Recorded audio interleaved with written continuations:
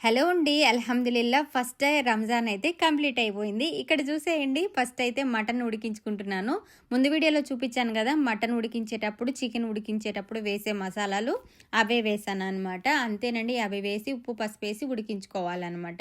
అల్లం తెల్లగడ్డ పేస్ట్ వేసేసి చాలా సింపుల్. అయితే ఇక్కడ చూడండి, ఈరోజు మటన్ ఎకినీ చేశాను, అంటే తష్రీబా అనమాట. ఇంకా వచ్చేసి మటన్ వెజిటేబుల్ రైస్ చేశాను. ఇంకా పప్పు సూపు, మసూర్ దాల్తో పప్పు సూప్ చేశాననమాట.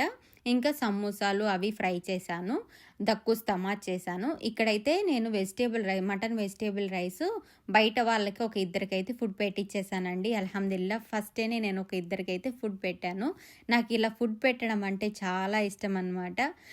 ఇంకా చాలామందికి ఇలాగే ఫుడ్ పెట్టాలని నేను అల్లాహ్‌కి దువా చేసుకుంటూ ఉంటా అప్పుడప్పుడు. నాకు చాలా ఇష్టం ఫుడ్ పెట్టడం అంటే. ఇక్కడ చూడండి, మన కర్రీ కూడా వేశాననమాట. వాళ్ళు కలుపుకొని తినడానికి మన వాళ్ళే అనమాట. వాళ్ళకైతే పక్కన సైడ్‌కి వేశాను. ఇంట్లో కప్పులు అవి ఏం లేవు, ఈ బాక్స్‌లే ఉన్నాయి. అందుకే ఇలా పెట్టిచ్చేసాను. తర్వాత అయితే స్నాక్ లాగా ఇవి సమోసాలు పెట్టిచ్చేసాను. కొద్దిగా కస్తీర్లో చుట్టి ఇచ్చేసాను అనమాట. డ్యాడీ తీసుకెళ్ళి ఇచ్చేసాడు. ముందు వాళ్ళకే పెట్టిచ్చేసానండి. వేడివేడిగా ఫస్ట్ అవుతూనే వాళ్ళకి పెట్టిచ్చేసి తర్వాత మా కోయిటి వాళ్ళకి పెట్టానన్నమాట. నాకు తెలుసు అనమాట, ఎక్కువే చేస్తాను నేను. ఒక ఇద్దరి ముగ్గురికి ఫుడ్ ఎక్కువే ఉంటుందన్నమాట. నేను కొద్దిగా చేయడం నాకు చేత కాదండి, అస్సలకి చేత కాదు నాకు కొద్దిగా చేయడం. కొందరు చేస్తారు, ఎలా చేస్తారో కొద్దిగా, అవైతే నాకు అస్సలు చేత కాదు. పెద్ద పెద్ద వంటలు చేయడం అంటే నాకు బాగా ఇష్టం అనమాట. ఇక్కడ చూడండి, వాళ్ళకి షర్బత్ అవి పెడుతున్నాను. నిమ్మకాయ షర్బత్, విమ్టో అని ఉంటుంది, సేమ్ మన నన్నారిలాగా ఆ షర్బత్. ఇంకా తుకుం షర్బత్, అంటే సేమ్ మన సబ్జా గింజల సీడ్స్ ఉంటాయి కదా, దానిలాగా ఉంటాయి. కాకపోతే అవి సబ్జా గింజలు కాదండి, వీళ్ళు తుకుం షర్బత్ అంటారు.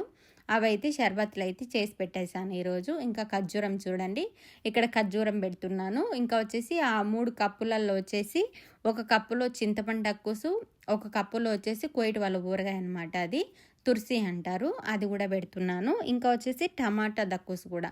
ఇవైతే కంపల్సరీగా ఉండాలండి వీళ్ళకు.